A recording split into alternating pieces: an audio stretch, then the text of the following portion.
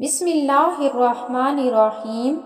السلام علیکم ورحمۃ اللہ وبرکاتہ۔ متعدد ائمہ تفاسیر نے فرمایا ہے کہ حضرت ابراہیم کے لیے جنت سے ایک کرتا اس وقت لایا گیا تھا جب نمرود نے آپ علیہ السلام کو برہنہ کر کے آگ میں ڈالا تھا۔ یہ کرتا کوئی عام کرتا نہیں تھا۔ متعدد خصوصیات کا حامل یہ جنتی کرتا ہمیشہ ابراہیم علیہ السلام کے پاس رہا۔ حضرت ابراہیم علیہ السلام کے بعد حضرت اسحاق علیہ السلام کے پاس رہا۔ ان کی وفات کے بعد حضرت یعقوب علیہ السلام کے پاس رہا۔ آپ نے اس کرتے کو ایک متبرک شے سمجھ کر ایک نلکی میں بند کر کے یوسف علیہ السلام کے گلے میں بطور تعویذ ڈال دیا تھا تاکہ نظر بد سے محفوظ رہیں۔ برادران یوسف نے جب دھوکہ دینے کے لیے ان کا کرتا اتار لیا اور حضرت یوسف علیہ السلام کو برہنہ کر کے کنویں میں ڈالنے لگے تو جبرائیل امین تشریف لائے اور گلے میں پڑی ہوئی نلکی سے کرتا نکال کر یوسف علیہ السلام کو پہنا دیا، اور یہ کرتا حضرت یوسف علیہ السلام کے پاس محفوظ تھا۔ اس وقت بھی جبرائیل علیہ السلام ہی نے حضرت یوسف علیہ السلام کو یہ مشورہ دیا تھا کہ یہ جنت کا لباس ہے۔ اس کی خاصیت یہ ہے کہ اگر نابینا کی آنکھوں سے لگا دیا جائے تو بینائی اود کر آتی ہے۔ حضرت مجدد الف ثانی کی تحقیق یہ ہے کہ حضرت یوسف علیہ السلام کا حسن و جمال اور ان کا وجود خود جنت ہی کی ایک چیز تھی، اس لیے ان کے جسم کے متصل ہونے والے ہر کرتا کی یہ خاصیت ہو سکتی ہے۔ یہ بات قابل توجہ اور قرین عقل و قیاس ہے کہ کسی شدید صدمہ کی وجہ سے جس طرح بینائی جا سکتی ہے، اسی طرح بے حد مسرت اور خوشی کی وجہ سے نظر بھی عود کر سکتی ہے۔ چنانچہ واقعات و مشاہدات کی وجہ سے یہ بات تسلیم کر لی گئی ہے کہ کسی سخت صدمہ یا غیر معمولی خوشی کے اثر سے بعض نابینا دفعتاً بینا ہو گئے ہیں۔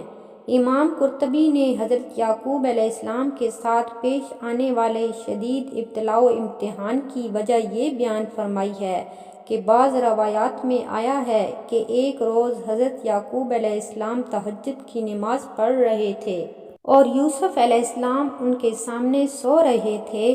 اچانک حضرت یوسف علیہ السلام سے کچھ خراٹے کی آواز نکلی تو یعقوب علیہ السلام کی توجہ یوسف علیہ السلام کی طرف چلی گئی۔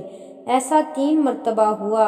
تیسری مرتبہ میں اللہ تعالیٰ نے فرشتوں سے فرمایا، دیکھو یہ میرا دوست مجھ سے ہم کلامی کے وقت غیر کی طرف متوجہ ہوتا ہے، میری عزت و جلال کی قسم کہ ان کی دونوں آنکھیں نکال لوں گا، اور جس کی طرف توجہ کی ہے اس کو مدت دراز کے لیے اس سے جدا کر دوں گا۔ جب حضرت یوسف علیہ السلام کے ساتھ ان کے بھائیوں نے بے تحاشا زیادتیاں کیں، لیکن بھائیوں نے جب یوسف علیہ السلام کی شان دیکھی تو انہوں نے اپنی غلطیوں کا اعتراف کر لیا۔ حضرت یوسف نے بھی پیغمبرانہ عفو درگزر سے کام لیتے ہوئے فرمایا کہ جو ہوا سو ہوا، آج تمہیں کوئی سرزنش اور ملامت نہیں کی جائے گی۔ فتح مکہ کے دن رسول اللہ صلی اللہ علیہ وآلہ وسلم نے بھی مکہ کے ان کفار اور سرداران قریش کو جو آپ کے خون کے پیاسے تھے اور آپ کو طرح طرح کی ایذائیں پہنچائی تھیں، قتل کی سازشیں کی، معاشرتی اور معاشی بائیکاٹ کیا، حتیٰ کہ وطن عزیز سے نکلنے پر مجبور کر دیا اور مدینہ میں بھی چین سے نہ رہنے دیا۔ یہی لا تثریب علیکم الیوم کے الفاظ فرما کر معاف فرما دیا تھا۔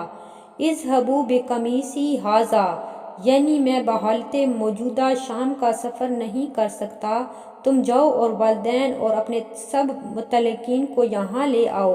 چنانچہ والد بزرگوار کی نسبت معلوم ہو چکا تھا کہ ان کی بینائی جاتی رہی ہے، اس لیے اپنا کرتا دے کر فرمایا ان کی آنکھوں کو لگا دینا، بینائی بحال ہو جائے گی۔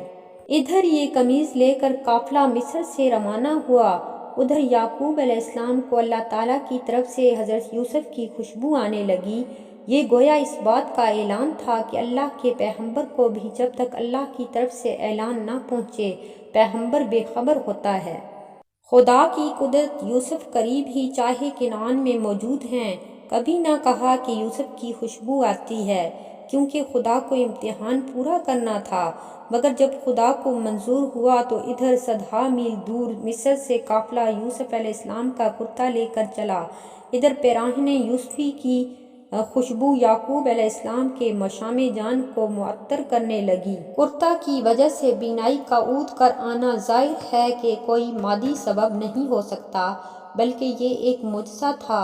یوسف علیہ السلام کو بإذن خداوندی معلوم ہو گیا تھا کہ جب ان کا کرتا والد کے چہرے پر ڈالا جائے گا تو اللہ تعالیٰ ان کی بینائی بحال کر دیں گے۔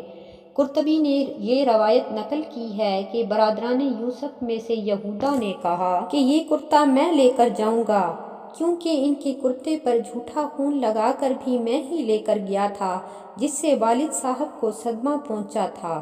اب اس کی مکافات کو بھی میرے ہی ہاتھ سے ہونا چاہیے۔